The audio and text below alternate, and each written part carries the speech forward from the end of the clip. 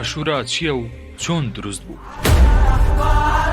عاشورا ڕۆژی دێمی مانگی محەڕەمە بە پیرۆستترین و کاریگەرترین ڕۆژ لە لای شیعە مەسەبەکان دادەنرێت. گرنگی ئەم ڕۆژە لای شیعە مەسەبەکان بۆ ڕووداوی شەهیدکردنی ئیمامی حوسەین دەگەڕێتەوە کە لە دێمی ساڵی 61 کۆچی شەهید کرا.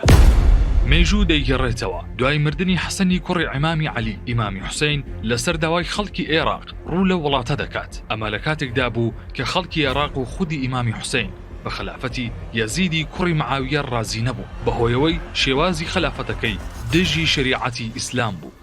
بۆ ئەم مەبەستە ئیمامی حوسەین کە دەکاتە کچەزای پێغەمبەری ئیسلام درودی خودای لەسەر بێت خۆی و کەسوکار و نزیکەی 100 کەس لە شوێنکەوتوانی لە ڕۆژی 2 محەڕەم بەرەو عێراق بەڕێدەکەون. بە پێی قسەی زانایان ئیمام و ئەوانەی لەگەڵی بوون تا ڕۆژی 10 محەڕەم لە دەشتەیەکانی کەربەلا لە نێو خێوەتگادا دەمێننەوە بە فەرمانی یەزیدی کوڕی مەعاویە سوپایەک بە سەرکردایەتی عومەری کوڕی سەعد و نزیک 4000 سەرباز هێرشیان دەکەنە سەر و ئیمامی حوسەین و 72 کەس لەوانەی لەگەڵی بوون شەهید دەکرێت. سەری هەمووشیان لە لاشە دەکەنەوە و هەر لەو دەشتا دەیان خەنە ژێر خاک چونکە یەزیدی کوڕی مەعاویە ترسی لەوە هەبوو دەسەڵاتی بەسەر ناوچەکە نەمێنێت و خلافەتەکەی لە ژێردەست دەربچێت. جگە لە ئیمامی حوسەین 6 کوڕی تری ئیمامی عەلی لەم شەڕەدا شەهید دەکرێت بە ناوەکانی عەباس، جەعفەر، عەبدوڵڵا، عوسمان، عومەر و ئەبوبەکر. ئەو ڕۆژە کە ڕۆژی هەینی بوو دەبێتە ڕۆژی خوێنڕشتنی کوڕ و کوڕەزاکانی ئیمام عەلی.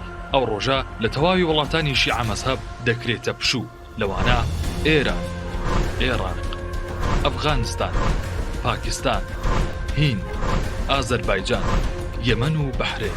لەو ڕۆژەدا کە بە لووتکەی ماتەمێنی شیعەکان دادەنرێت شیعەکان بە سینگوتان لە خۆدان و شینگێڕان ڕۆژەکە تەواو دەکەن.